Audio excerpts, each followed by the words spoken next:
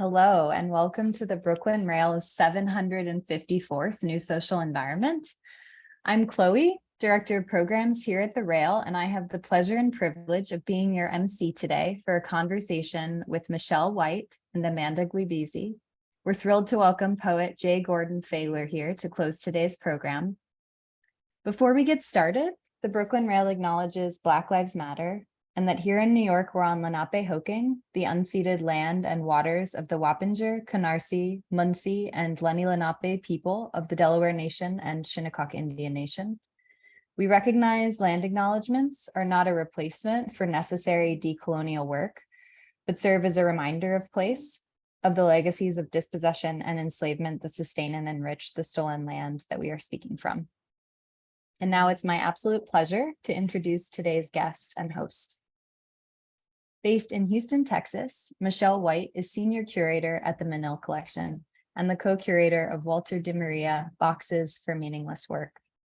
She has organized exhibitions on the work of Richard Serra, Leslie Hewitt, Vija Celmins, among others. Her current project is Chryssa and New York, which opens at DIA next week. Formerly Associate Professor at Ohio State University, Amanda Gluibizzi is the founding co-director of the New Foundation for Art History and Artseen editor for the Brooklyn Rail. She specializes in mid and late 20th century art, design, and urbanism in the United States, Europe, and Latin America. Amanda is the author of Art and Design in 1960s New York. And with that, it's my pleasure to pass it over to Amanda. Great. Thank you so much, Chloe and Eleanor, and thank you everybody for being here. It's so nice to see you all again. It's been a while since I've done one of these, and congratulations on reaching 754. That is an enormous, enormous milestone. So well done for you. This is a pretty big year and a half for Walter de Maria. His New York installations that are very well known, some of his most famous work, the New York Earth Room and also Broken Kilometer reopened just within the past month or two. So if you're in the New York area, go and see them. They look spectacular. Gagosian just published this behemoth, Walter de Maria, The Object, the Action, the Aesthetic Feeling. So if you're really, really curious about that, go to the Gagosian bookstore or McNally Jackson, or go to the Menil bookstore and take a look at it. It's pretty spectacular. And also we have Michelle White's exhibition, Walter de Maria Boxes for Meaningless Work. This is one of the best opportunities we've had, certainly in my lifetime, to see the whole sweep of this artist's work. And so this is something that's really, really exciting. As Michelle has pointed out, some of these works have not been seen for decades. So let's get going with this.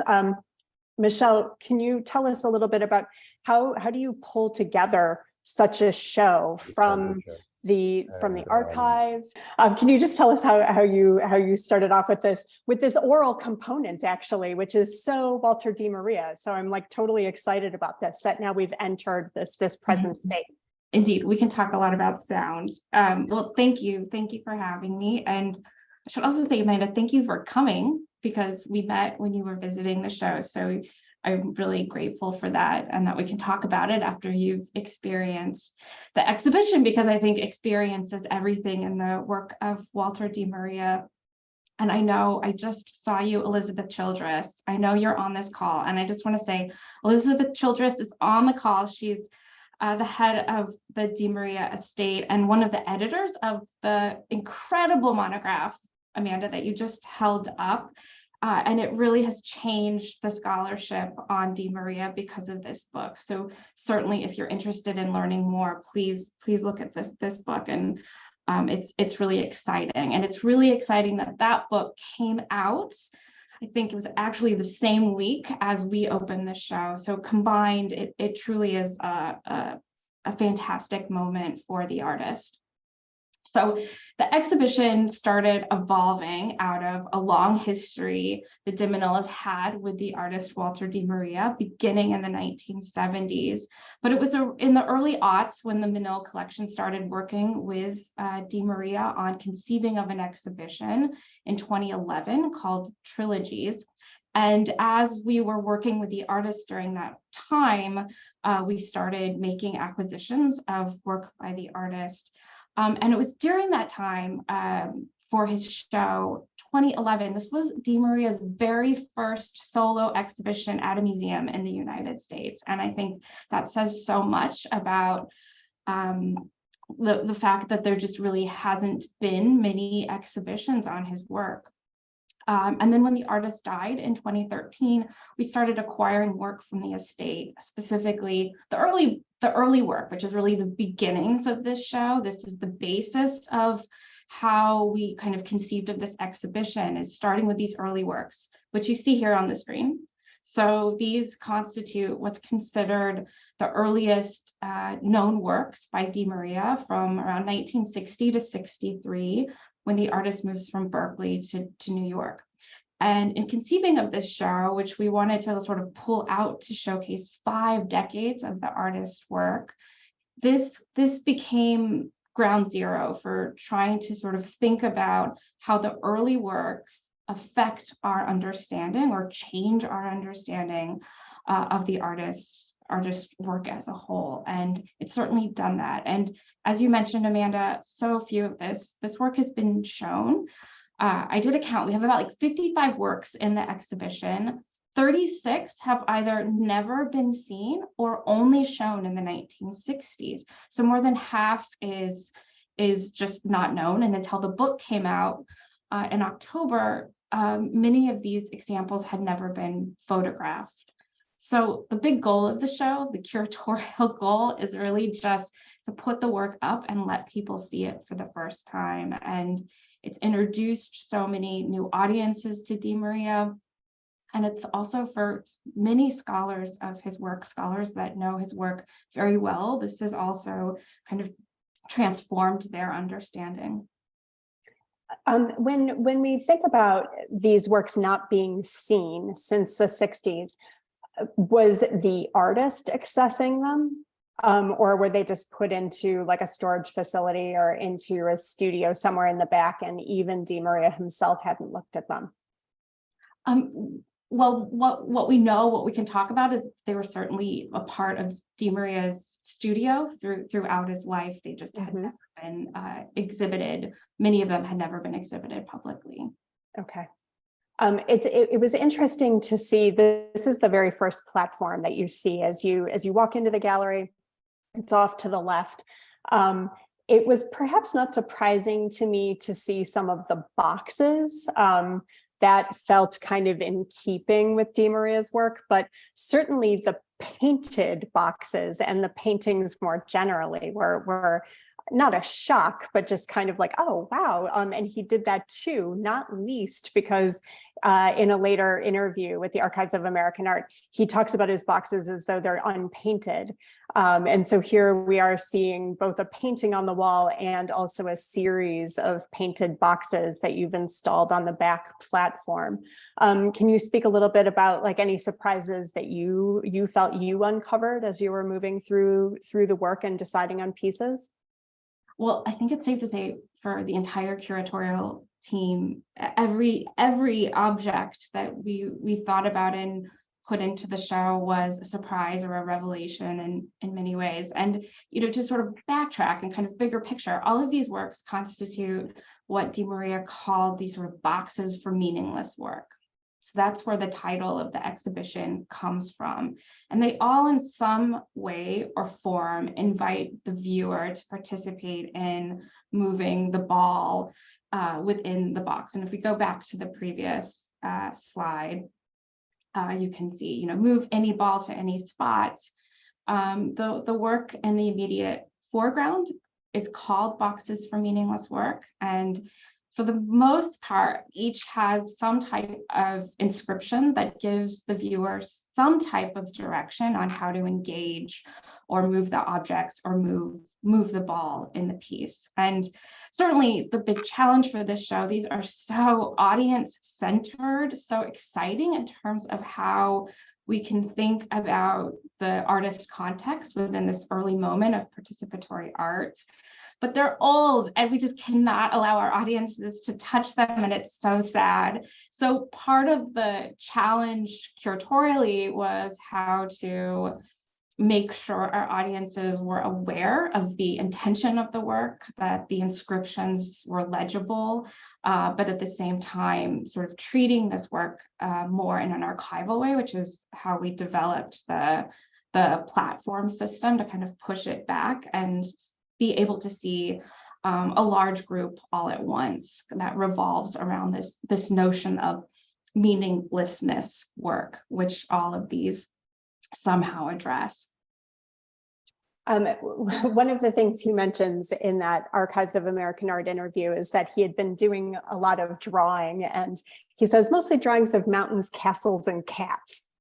And when I first read that before seeing the show, it kind of blew my mind a little bit, like, wait, what? He's drawing mountains, castles, and cats? Like, that seems so outlandish to me when I think about Di Maria. Of course, it turns out that we're looking at a painting here that's clearly a cat.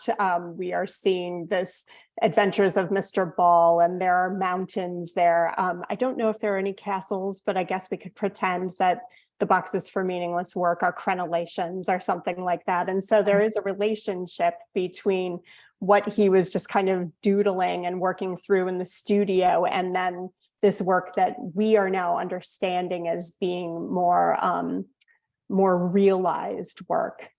Right, but it's still such an experimental phase in his career. And what's also extraordinary about these works is it's very humble materials. This is just plywood. They're put together in a very kind of simple way with nails and nothing much else. So it also, I think, highlights how he wasn't thinking about the object, right? It was about how do you create a work of art that gives agency to the viewer, prioritizes the audience. And this was the sort of vehicle to do it through this very kind of humble, simple means. Mm-hmm. With a lot of humor. Yes.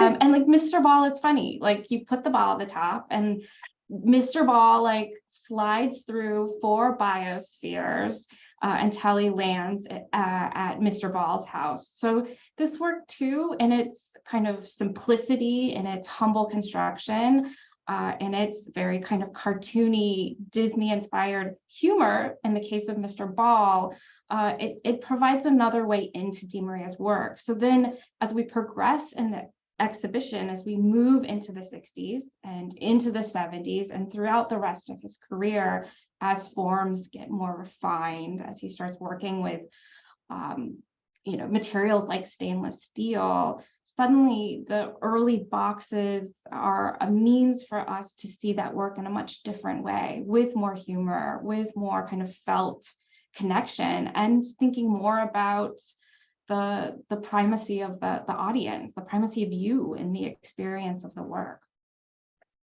I think that's a really nice way of thinking about it. And again, as Michelle has said, one of the things that they've done at the Menil is they've really tried to prioritize allowing you, the viewer, to understand how this work might have been manipulated. So Chloe, can you fast forward to slide 4 for us, just so that they can see this, for example.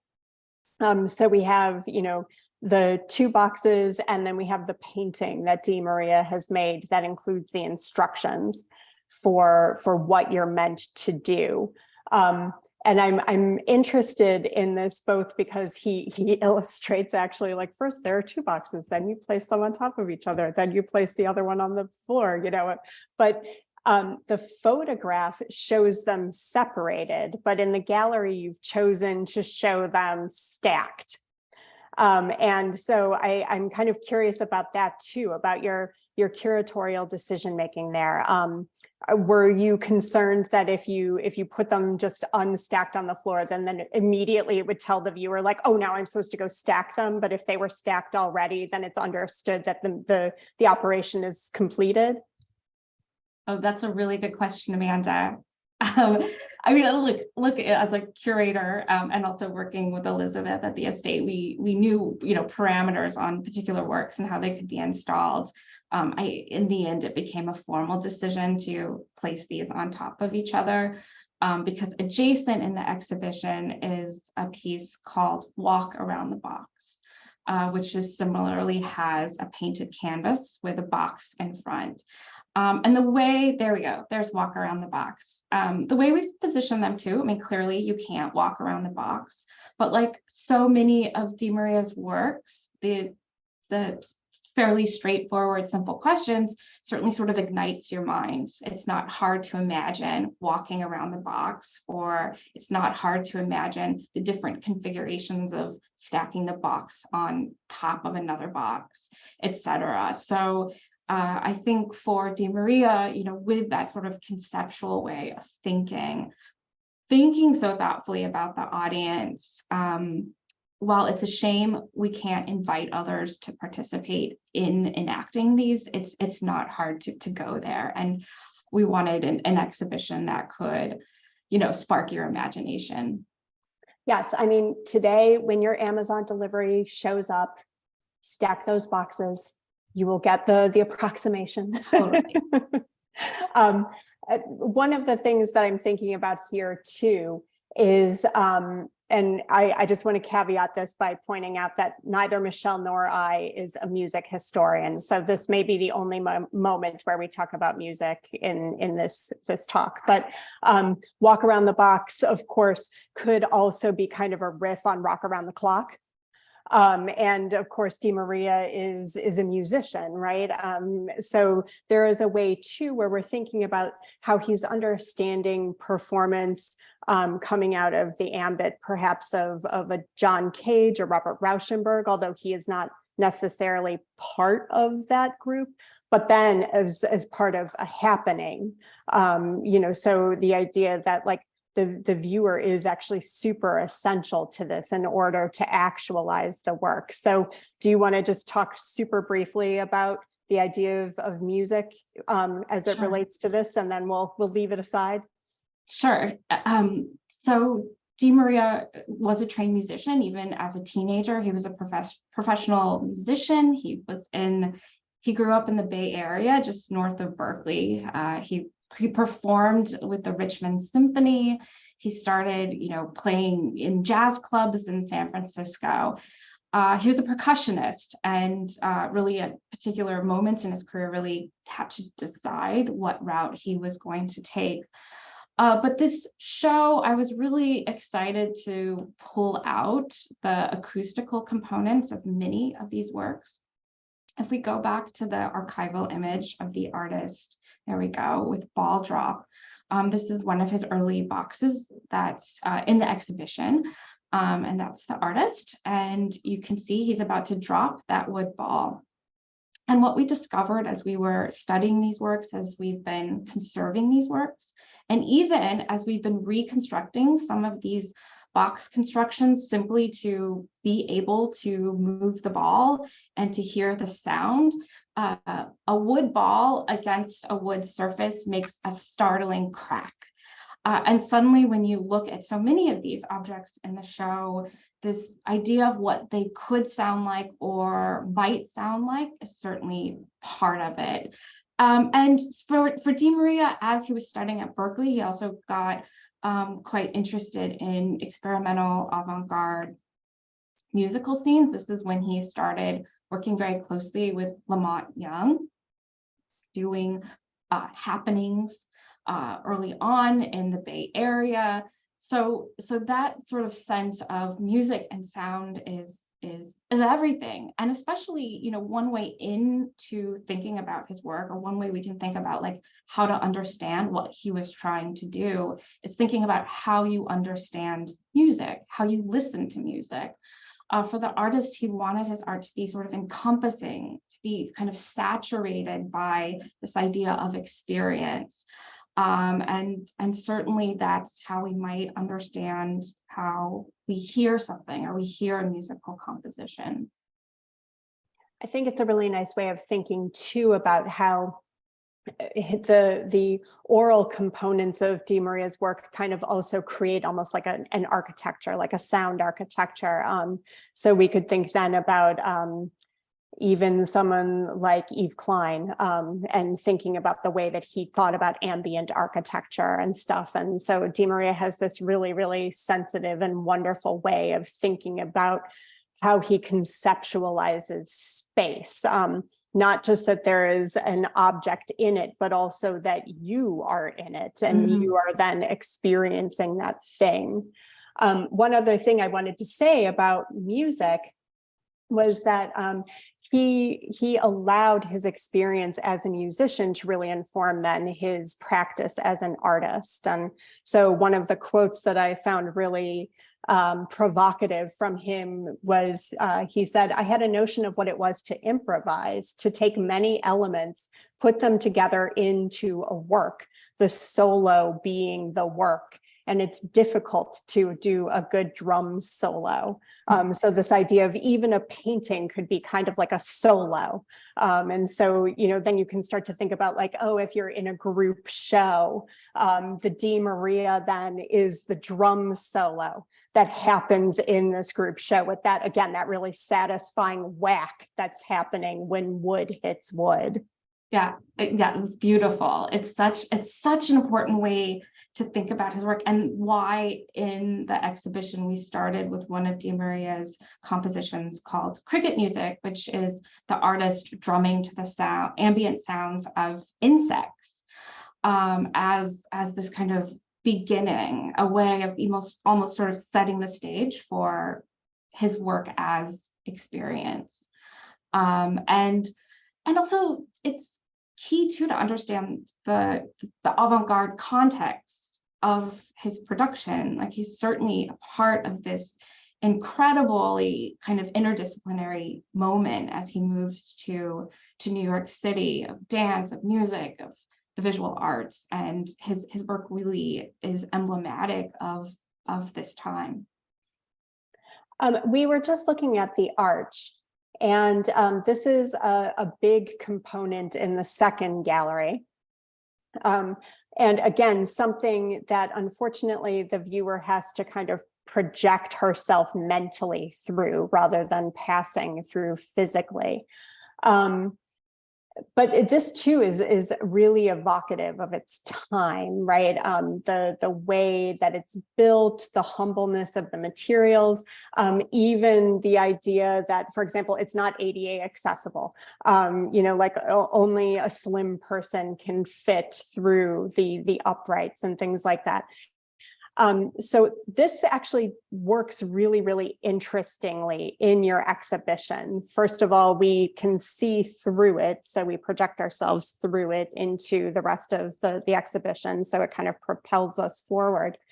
But also, since we have to imagine ourselves going through it rather than actually going through it, we become this invisible being that winds up then floating through the arch. And this leads me to probably my favorite aspect of Di Maria's inquiry, and I know one of your favorite aspects too, his passion for invisibility. So can you talk to us a little bit about that, but also then moments of invisibility in the exhibition? Yeah, well, that's beautiful. I'm glad you felt like you floated through the arch, Amanda, when you saw it. It's lovely. And we really struggled with it. Like, how do you position it in a way that it conveys this kind of idea of a threshold or a hallway or a passageway? So that's why we positioned it as we did. And I'll first say this piece was made for an exhibition he did at Paula Johnson Gallery in 1965. It's one of his first solo shows. And this is how you entered the gallery. And it was a corridor with walls on either side. So it was already a very compressed space. So you would go through this to enter the gallery. So, one of the key themes to his work is invisibility. And this question is, how do you make a work of art about not only what you can see, but what you can't see? And by extension, pointing to the limits of perception itself. And that is a key through line that we start to see through works as we even move into the 1970s, 80s, 90s. But it starts again, and it all starts with this early work. And if we go back to the slide in the first gallery, one of the first pieces to do this so beautifully is called Column with a Ball on Top. And if we could just go back to the image right before that. It's an 8-foot column, and it's on the far right side, slide 1, sorry. There it is, far right. And this is called a column with ball on top. And he writes about it because he writes early on in 60-61 about many of these pieces. And he said, I've built a box 8 feet high. On top, place a small gold ball. Of course, no one will know that ball is there, sitting way up on top of the column. I will just know it's there. So right from the beginning, we have this idea of what can't be seen, and this sort of playfulness. And in the show, the anthology where these texts, Meaningless Work, Column with Ball on Top, etc., we've placed just on the other side of the gallery. So I'm also hoping our audience is able to read the text and look directly at the work to understand how they operate. So yeah, invisibility, what can you see? What can you not see? And pointing to that. And by extension, pointing to yourself, again, as the viewer. And it's really, I think, as we move into the 1960s and we start to hit the terrain of what becomes earth art or land art in the late 1960s, this concept of invisibility really sort of comes to the fore for Di Maria. And I'll say, you know, when we think about Di Maria as an earth artist affiliated with that movement, his understanding of going into the land, into this kind of new expansive territory, really did have to do with these limitations of sight. And maybe we could jump to the third gallery where let's see, slide 7. Let's hit slide 7. There we go. As the artist is kind of moving from these, you know, early objects where he's asking the viewer to manipulate, touch, move stuff around, to these more architectural experiences like the arch, the next step for him is to start thinking more broadly about the land and the sort of space of the earth when he starts to realize projects outside of the gallery. And his first earth art project that he realizes is in 1968, and this is Mile-Long Drawing, where he draws with chalk to half-mile lines out into the distance. So the idea of this work is that you just can't see it. There's no way to grasp the work of art as a whole in its entirety, and that really kind of begins this investigation. It's so interesting to think about placing him kind of in this moment. You know, we're thinking now about the later 60s and, you know, really starting to think about earth art. He says things about not just that they're invisible for most people, but also that you either have to believe or not believe that they're there. So there is a belief system that's happening, or almost like a dare, if you want to be more like cheeky about it. I think too, when he says things like, you know, these things are so far away that maybe everyone in the art world knows about our sculpture, but not even 1,000th of 1% of a person has ever seen one of the pieces. And, you know, thinking about, you know, like just this idea of the infinitesimal way that you could divide it down to the population of the earth who could have seen something like this. But then we can also start to think about the way that we can place it in just like a greater dialogue, right? And so I'm thinking about that amazing button that was produced. Why haven't we seen a photograph of the whole earth yet? And just thinking too about how Di Maria is fully in his time here, you know, and perhaps then thinking about maybe he's the one who can actually cause us to think about what an image of the whole earth would be like. Because if we can then project ourselves into a mile-long drawing or into the lightning field, then we can also start to project ourselves out of that and start to like perhaps become almost a bird's eye view of the whole earth. Right. And speaking of whole earth, of course, 1968 is the year we can, you know, humanity can see the whole earth at once with the great image of the earth shot, right? That's the same year it comes out. And in fact, the artist Terry Winners, who worked really closely with Di Maria building the lightning field, makes this comparison in a really beautiful essay he wrote about working with Di Maria. So yes, I mean, this is kind of its moment, absolutely, of thinking more broadly about our sort of place in the world. One of the things we're seeing in this gallery as well is the John Cage cage.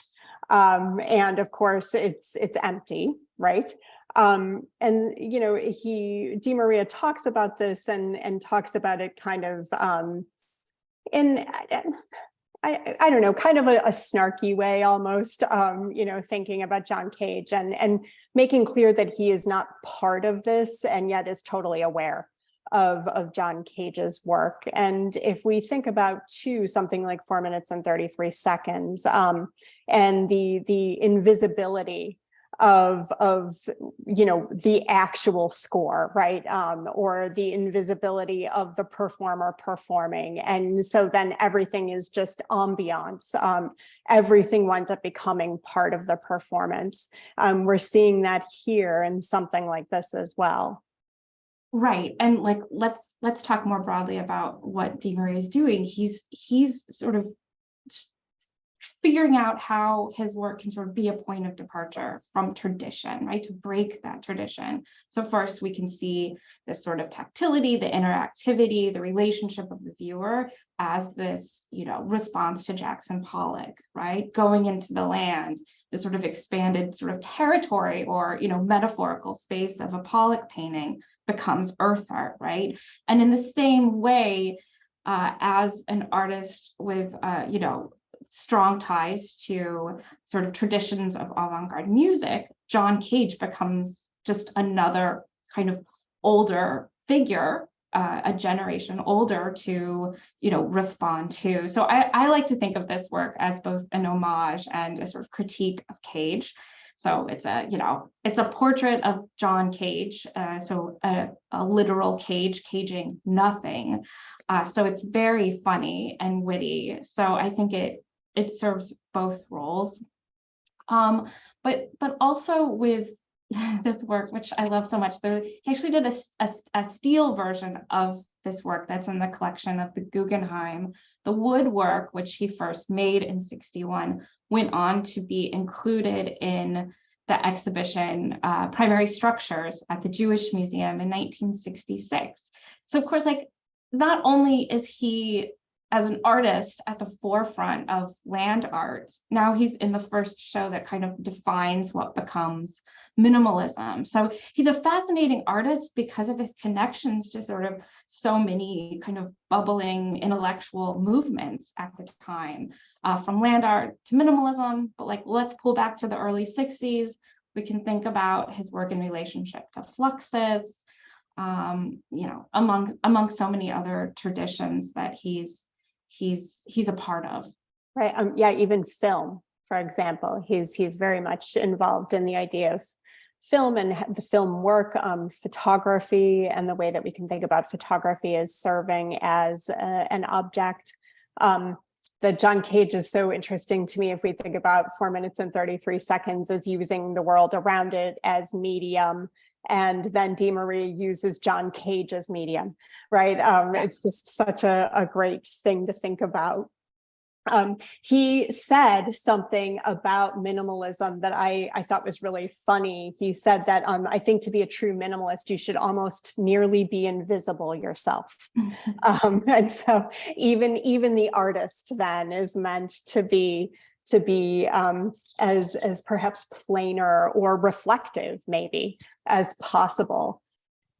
Well, he was an artist that was certainly aware of these terms that were kind of forming to define these categorizations from minimalism to land art, and also, conceptualism. And my favorite quote in this 1973 interview that he did with the Smithsonian, and it's something along the lines of, conceptual artists have dry hands because they're turning the pages of a dictionary too frequently. So even as he's like in it, in these moments that are just forming, he's also sort of pushing against categorization in such an interesting way. I'm trying to think of where I want to go from here. Let's look at image 9. Just so that we can see one more thing that perhaps people haven't been able to experience before. And Michelle, do you want to just describe what's going on here? Yeah. So we're very excited about this piece. It's called Ocean Bed. And this was a work that Di Maria made in 1969 for an exhibition at the Stedelijk in Amsterdam called Aflusse Stroven.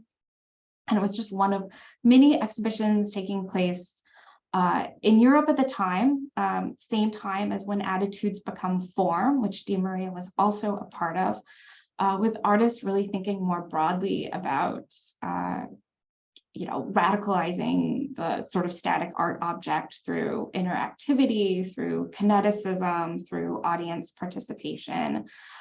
This is a piece that the Menil acquired from the estate following the artist's death, and it has never been shown since '69. And as you can imagine, no one wants to lay on a mattress from 1969, I assure you. So we worked very closely with the Di Maria estate to reconstruct this work so we could allow visitors to participate. And so it's a simple, beautiful pink tufted mattress, and you can lay down on it and listen to audio. And the audio is the sound of two oceans, and it comes in from essentially either side of the headset. And while we haven't been able to determine exactly the sources of the recordings or the oceans specifically, it certainly makes you think about oceans in different parts of the world and being sort of located as you're listening. Again, we'll go back to the primacy of the viewer between these two locations, between these two oceans. And it's incredibly meditative and incredibly poignant of how it, again, positions you as such an important place within his work and how he's thinking about space and time. It was so funny to me to see this pink mattress. I had known of the work, but had only ever seen it in a black and white photograph. So, of course, when you see something in a black and white photograph and you think of it from the 60s and you think of it from Di Maria, you assume it just has to be gray, right? And then when I turned the corner and saw the piece installed with this just like raspberry colored mattress, I was kind of stunned by it.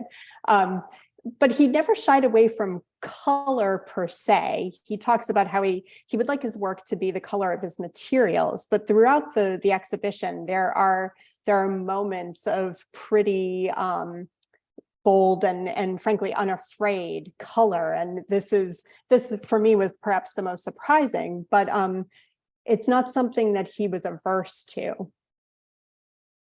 Right. I mean, I wish we could learn more about this particular hue of pink, other than it's most likely it was a mattress that was you could buy somewhere. It's just like a French tufted mattress.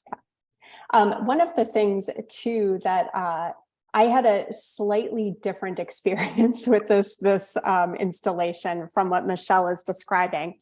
As she suggested, you're listening to possibly two different bodies of water from one ear and the other ear, right?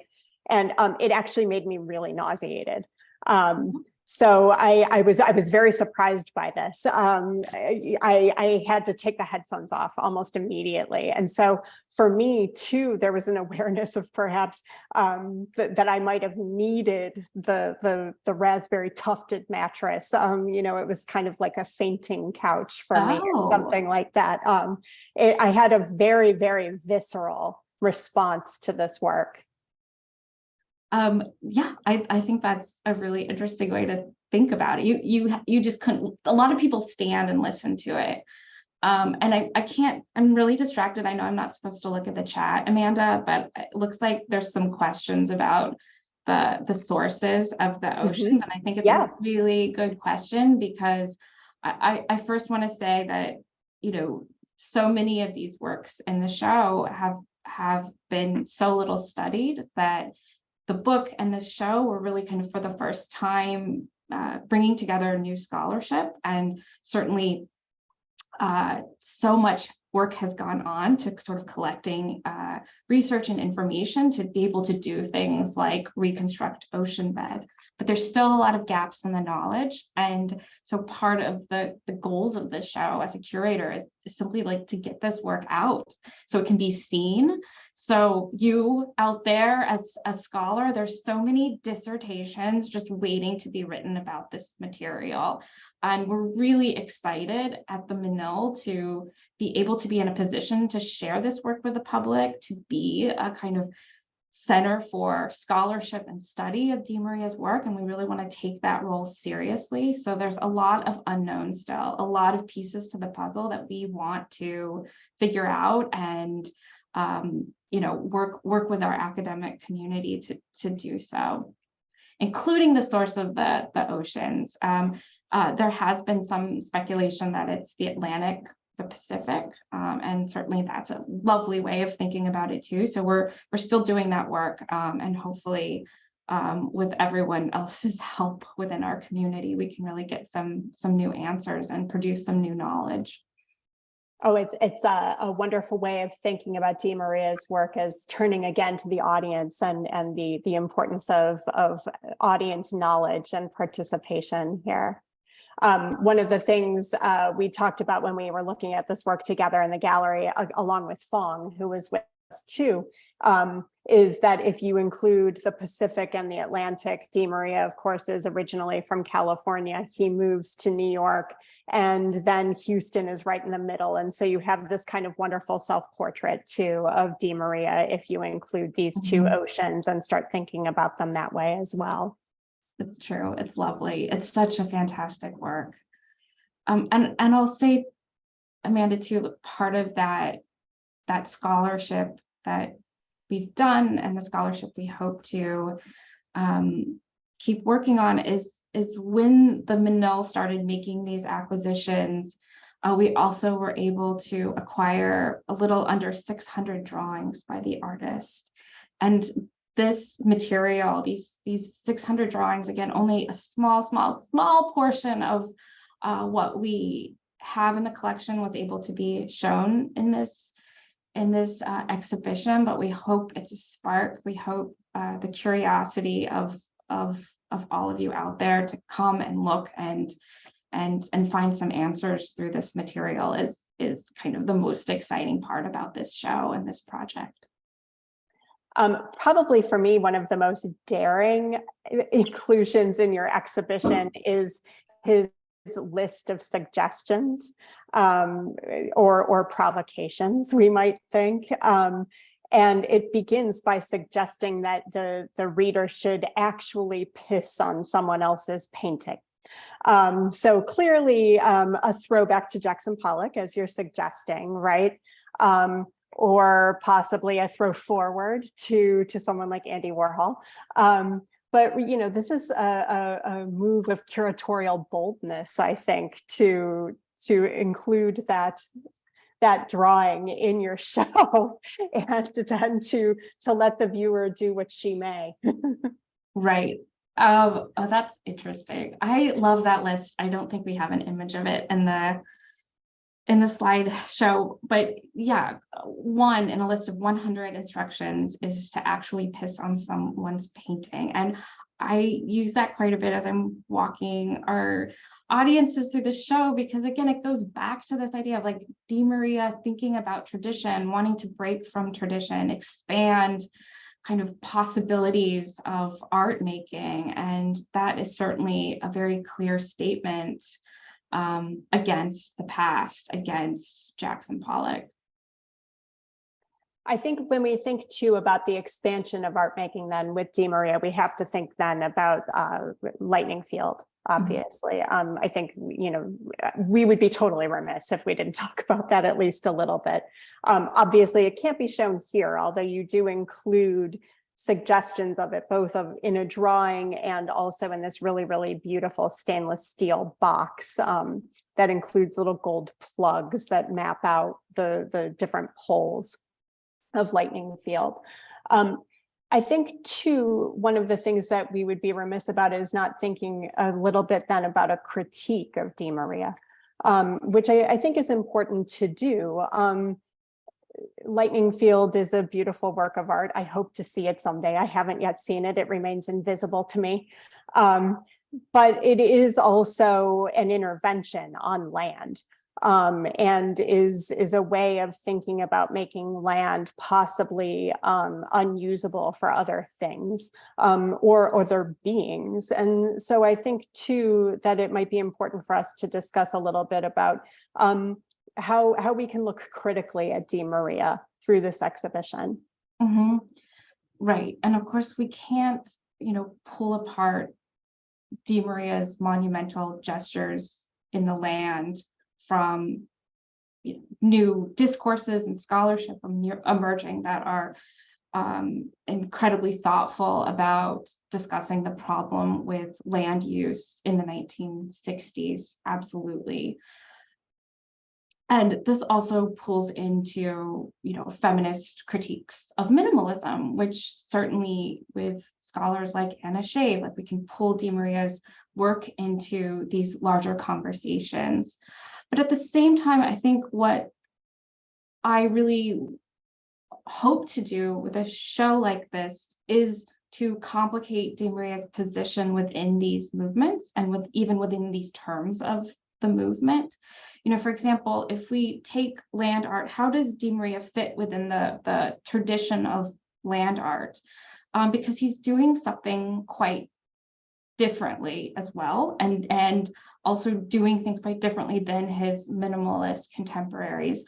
And I really want to draw attention to Christine Maring's essay that she did for the new monograph on Di Maria, because what she does in such a smart way, she's an incredible Di Maria scholar, and she's thinking about Di Maria's relationship to the sublime, you know, in terms of Kant, right? So what she's doing is presenting and making an argument about Di Maria's understanding of space and the land in a way that's different from artists like Smithson or Michael Heiser, in that it's sort of more broadly about these kind of wider conceptual terrains. And she actually, you know, makes this incredible statement that Di Maria's land art has more in common with artists like Joseph Beuys and Marcel Duchamp than Michael Heiser. And I think for anyone who's been able to experience a piece like Lightning Field, I think there's a lot more it's a lot more complicated than sort of simple critique of the land, especially because if you experience that piece, the sort of heroic, aggressive gesture that we might read into what we think is earth art is different because of the way the piece pretty much has the ability to disappear in front of your eyes. It's about invisibility. It's about transparency. So these sort of questions about kind of making these masculine gestures in the land, I'm not saying aren't there with Di Maria, but I don't think it's simple. I don't think the critique is as neatly applied to Di Maria as it can be to other artists affiliated with the movement. I think there's something too about there is a delicacy to some of his work that is almost shocking when you're confronted with it. I'm thinking about this because of the way that you're describing lightning field and the way that it becomes invisible and the way it glistens. I think about this in terms of a piece that I have seen, of course, which is New York Earth Room, which is, I picture the richest, most decadent brownie you could ever imagine, but it's also studded with mica. And so it sparkles when you get to see it in the right light, and so it has this moment of sensitivity to it. There is brute weight there, but then there is also something beyond brute weight, including care. There is maintenance and an expectation of attention that Di Maria is really aiming for with his work. Absolutely.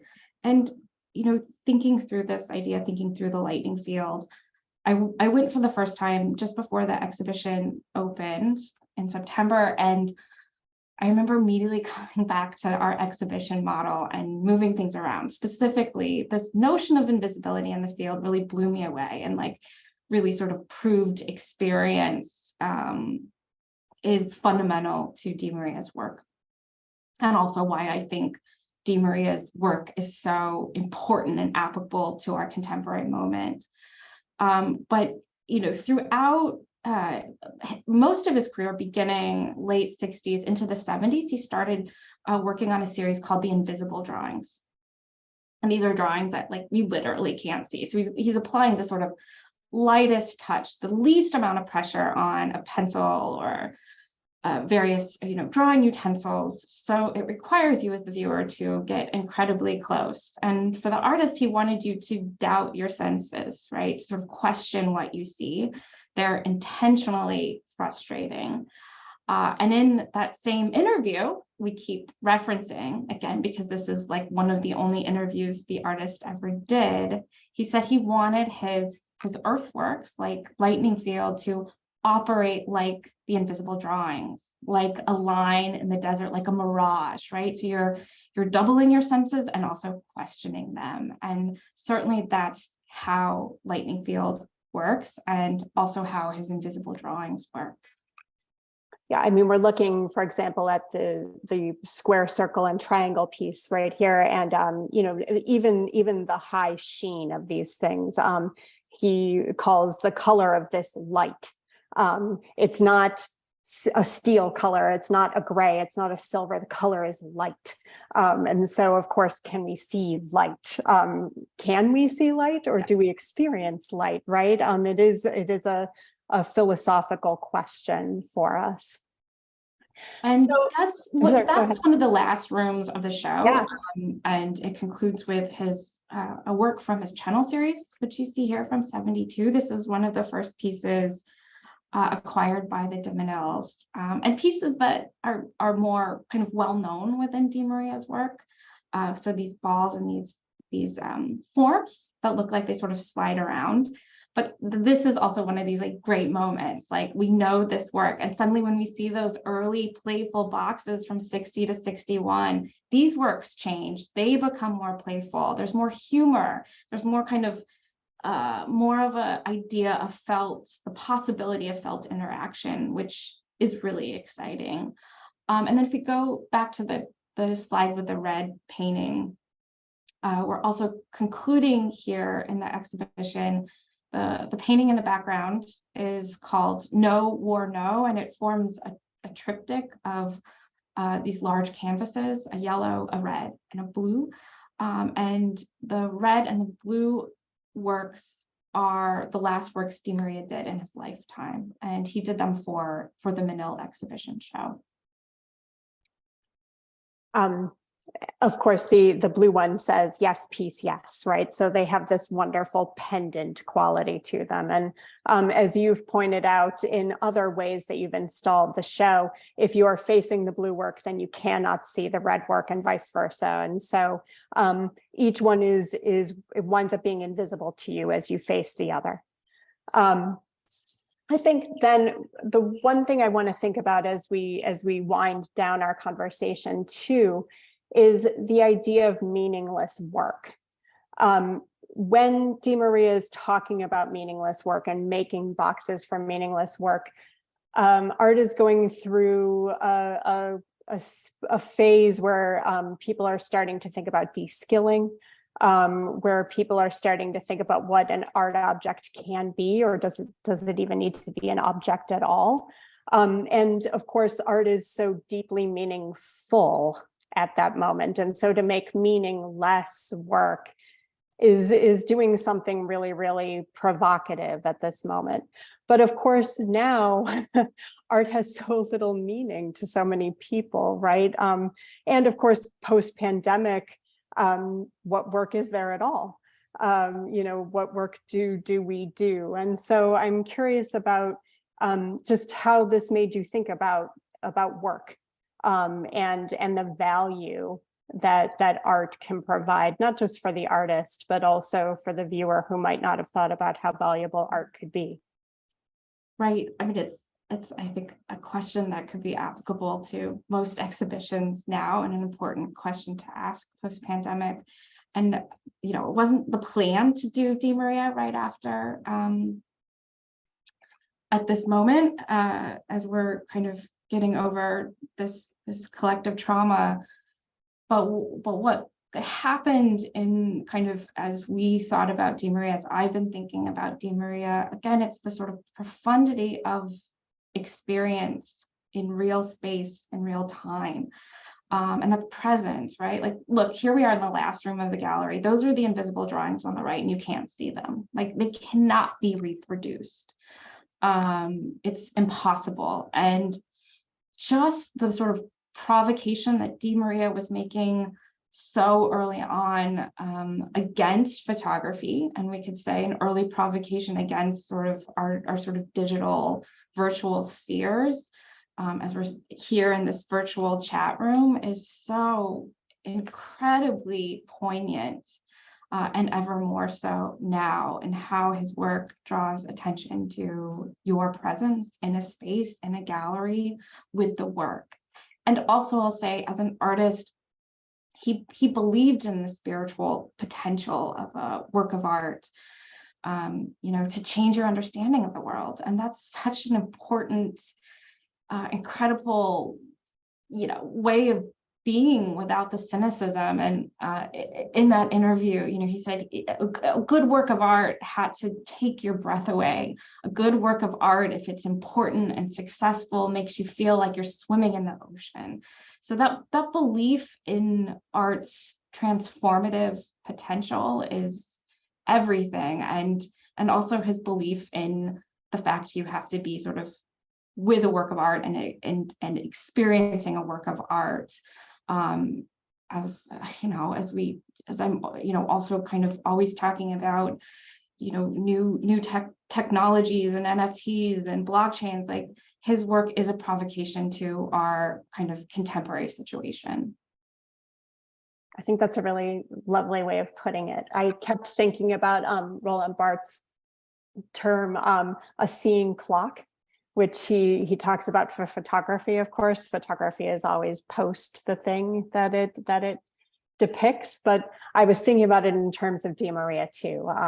This idea of the seeing clock, and the way that it marks both his time, but also it's marking our time as well. And so, the importance then of reflection, invisibility, presence, in all of the terms that it means, right? Both our physical presence, but also the presence, a ghostly presence, right? As Michael Fried would intimate. It's a really, really wonderful show, and it made me think hard. And so I'm so grateful to you for it. Thank you. So Chloe, we'll turn it over to you.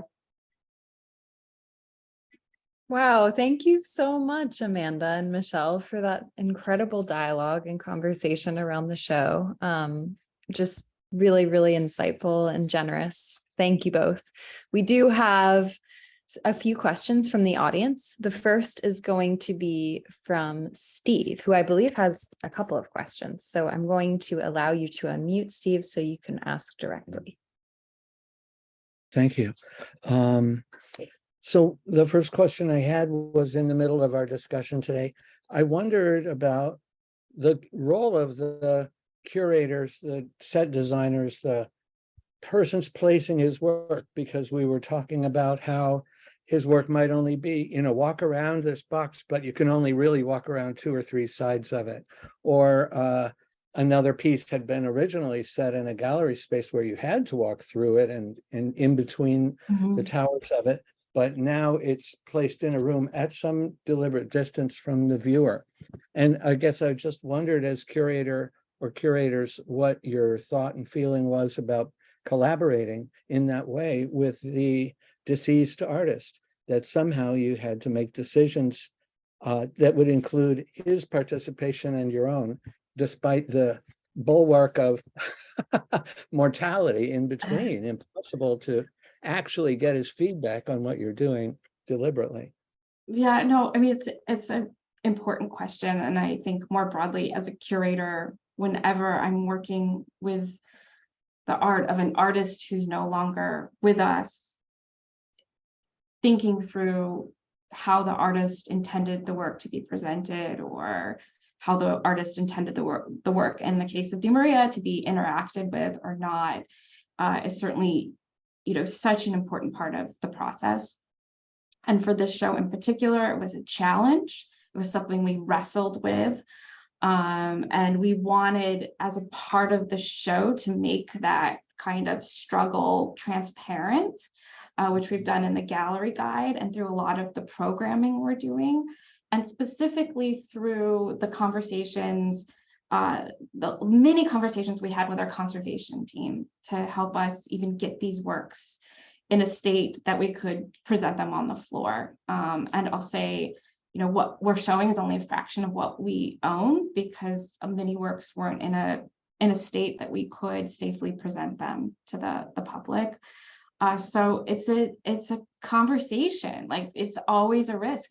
That will never be perfect, but it can only be almost like a sort of discursive relationship. And working with Elizabeth at the estate, working with the team at Gagosian, working with people that knew Di Maria and kind of experts in the field, it becomes a larger conversation to sort of achieve what becomes the exhibition, and to think it's a relational experience that you're having, and that then becomes embedded in the presentation of the work. Exactly. And we do have this great opportunity through social media and various platforms. That one thing we did, and maybe we could post the link, is we made short videos of the pieces being interacted with. And so we've been putting those on our Instagram, and you can see those on the exhibition website, with our conservation team essentially, moving the ball, or you can see Mr. Ball go through the biospheres in these short videos. So it provided one answer to this challenge. But it's certainly not resolved, and I don't think we're in a position to resolve it, but just to point to the problem. Yeah. I had another question that I'm invited to ask too, and it may be a more difficult or an easier question. And maybe, I don't know who knows the answer to it. Other people than yourself might know more, but you may know very much the most. And that was, what do we know about how, I'm thinking of certain artists who are his contemporaries in important ways, like Eva Hesse, Robert Smithson, Michael Heiser, Gordon Matta Clark. Those 4 are ones I thought of. How did they feel about his work, or even about him as a person? Do we have information about that? It's a great question. It's a really big question, Steve. It's hard to answer. So much relationships between their works for an experiencer. Well, exactly. I mean, and this is the show. Like, Di Maria did not exist in a vacuum, and all of this work is why it's so art historically important, is because it touches on so many movements, so many artists, so many kind of expansive ways of thinking in the 1960s, that like the connections go on. And the scholarship for Di Maria is still in its infancy. So, there's so much work to be done tracing these relationships, doing more oral history projects. I think what's next is really exciting precisely because those relationships and connections need to be more deeply understood. Mhm. And it's where kind of subjectivity and love enter into the material very particularly. Like those four artists have very powerful charisma, but also a powerful affective romantic edge. And it's just, yeah, it is really interesting. Thank you. And I'll say, if you want to learn more, I'll go back to this incredible book that I've also been like using as we've been talking. There's a chronology that's been done by the incredible Dagny Corcoran, and she's put together really a comprehensive year-by-year account of Di Maria's activities and his relationships and people he worked with. So a lot of fascinating connections have been made through that research. Great. Is that book in the chat? Is it mentioned, or can you just tell me the title of it? It is in the chat. I think, Chloe, can you repost the link? Yes, we will repost the link. Okay, great. Thank you. Steve, thank you so much for those questions. And thank you for those answers, Michelle. Those were really wonderful questions. The next question is going to be from Sophie in the audience. Sophie, I'll allow you to unmute. And if anybody else has a question, feel free to raise your hand or post it in the chat. Hi, Michelle and Amanda. Thank you for your talk. My question was, how were you, Michelle, or I guess you, Amanda, as a visitor to the show, thinking about language in this exhibition? So often when we're thinking of De Maria, we're thinking of Lightning Field, Earth Room, Broken Kilometer, things that don't have text, or the kind of perceptual element of them seems to be like outside of language. So this show has lots of text. And I was wondering how you came to understand his deployment of text or language through the show. Yes, so especially his early work, I mean, what you can't see in the images is that most of the early box constructions has in graphite some type of directions or instructions on how to engage. One of the challenges is that old plywood turns dark. And when it turns dark against graphite, it makes inscriptions incredibly hard to read. So what we've done is put the inscriptions on the labels, so the viewer can sort of read on the wall what the works say. So I don't know if that answers your question, but yes, text is everything. Another piece that we've installed is a small plaque that says "Walk to sign A." And then on the other wall, walk to sign B. So what it does is it gets the viewer to sort of move back and forth across the space to read the text, turn around, read the other text of the object. As a viewer, I was thinking, again, a lot about invisibility. There is visible language, and I use that term, of course, totally knowing all of the references there. There is visible language in this show. But of course, so much of the language that we experience in our everyday lives is spoken language. And so just thinking about the ways that we visualize language and the ways that it winds up still being invisible to us, in possibly because it is often opaque. And, you know, invisible language can be both invisible because we can't see it, but it can also be invisible because we can't understand it, right?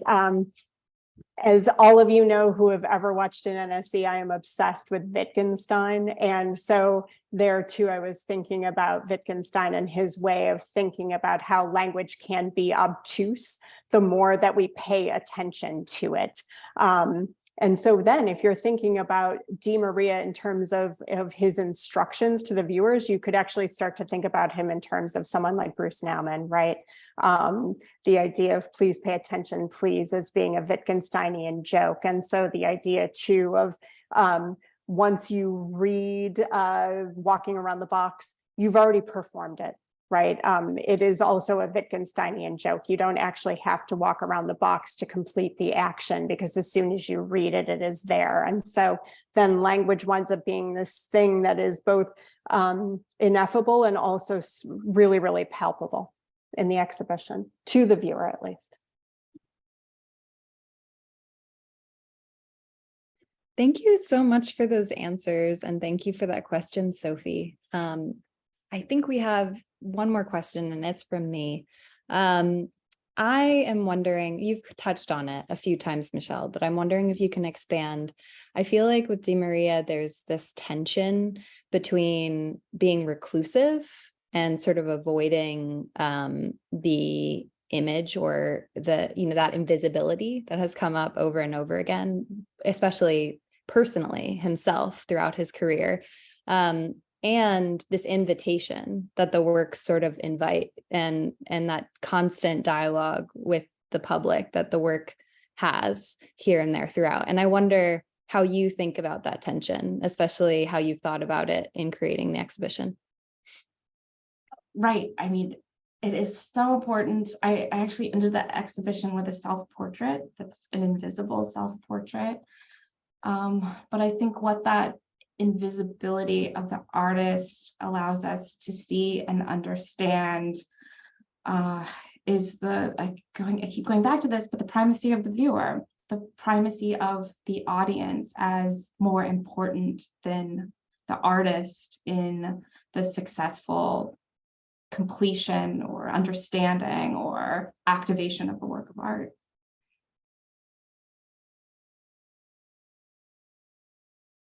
Thank you so much. Thank you for this conversation, and thank you for those generous answers to all of today's questions.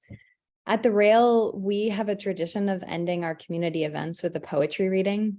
And today I'm thrilled to welcome our Poet Laureate of the day, J. Gordon Faylor, to the stage. J. Gordon Faylor is the author of Fort Discloses Guests If You Wait Enough, Sun Shelter Gray, and Registration Caspar, among other works. He's the former editor of Gauss PDF and the former managing editor of SF MoMA's Open Space. He currently lives in Brooklyn. Thank you so much, Chloe. Naturally, my radiator has just started clanking and making all sorts of squealing noises, because now's the perfect time. But thank you again. That was such an insightful and wonderful talk. I really appreciate it.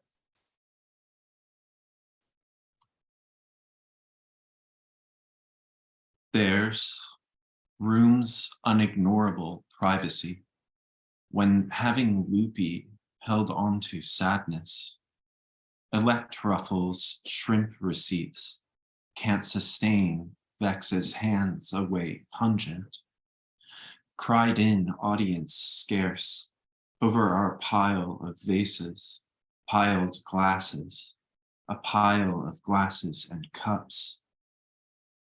Fertilized flown airline, trembling service good.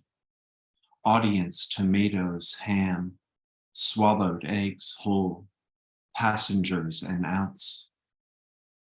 Stir-ups reason greed from faux approbation, sealing excess pits our families fan, claws, jaws, teeth, gums, brackish tongues swept, food under offered affixed thought. Same elder absent feature wasps wishfulness among a liar's forgotten wish lies, medication pickled neglect to unleash on strict comps. Ludic moon spins at the door, pipe astrums, transparent clouds surround cars, parting lively, provincial enmity scribble, city commemorative ladder, plains aurora. A cavernous seed sat inside a sunflower whose cratered outskirts flickered.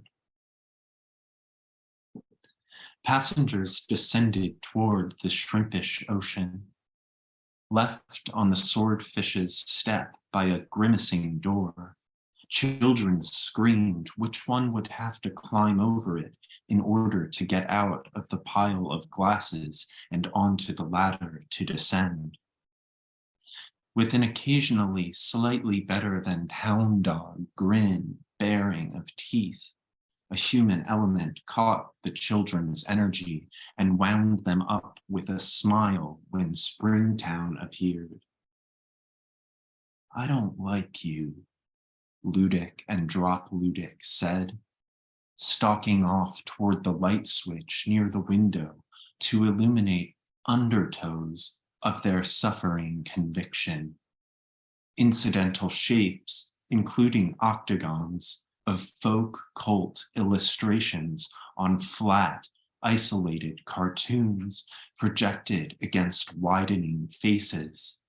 Eyes watching jokes laughed at before they leapt to the surface of this suffering conviction as merely perfunctory scenes of appropriated bliss.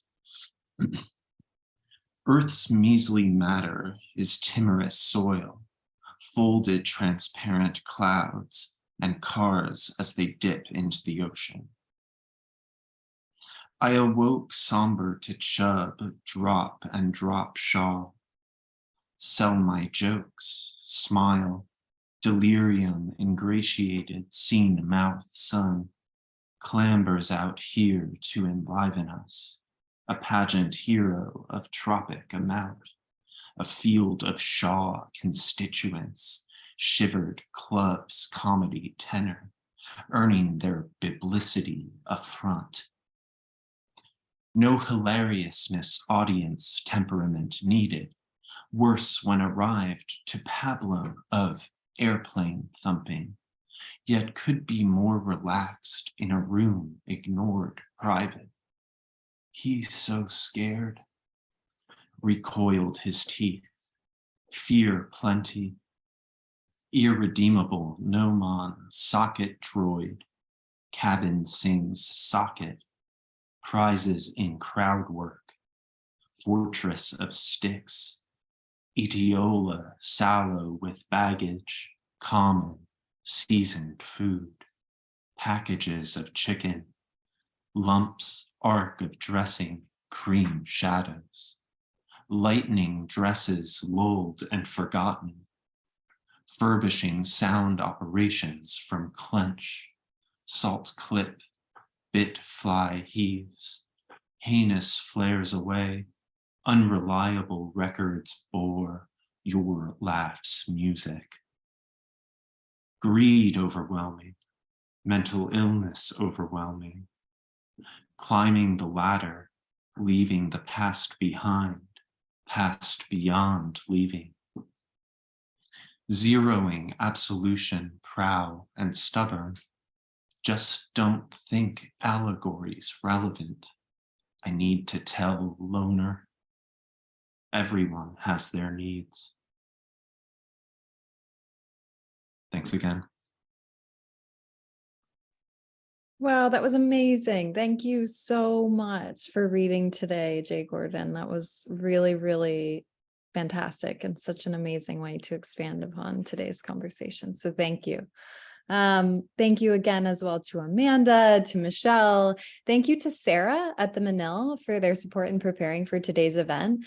I'd also like to thank the Terra Foundation for sponsoring our NSE program and making these daily conversations possible, and for their support of the growing archive for this series, which you can find on the Rails YouTube channel. For 22 years, the Rail has provided a platform for the arts, culture, and politics through our monthly publication and public events like this program, our daily NSE. You can check the chat for a link to donate to support the Rail.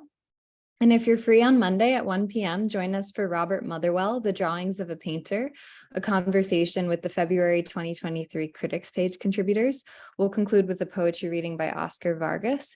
And as is Rail tradition, you can now turn on your microphones and say hello and goodbye as you leave. Thank you so much for joining us today. And if you're in Houston before April 23rd, I hope you go see this beautiful exhibition. Thank you so much, everyone. That was really amazing. And thank you. Have a good weekend. Thank you, Thank Michelle. you. Thank you, Thank you. Chloe. Thanks, everybody. Chloe. Thank you, Michelle. Thank you, Amanda. Conversation. Thank you, Amanda, and all. Thank you, Gordon. Bye, Thank you, everybody. everyone. Good to see Bye. you. Have a great weekend. Go, Walter. Go visit the new Earth Room.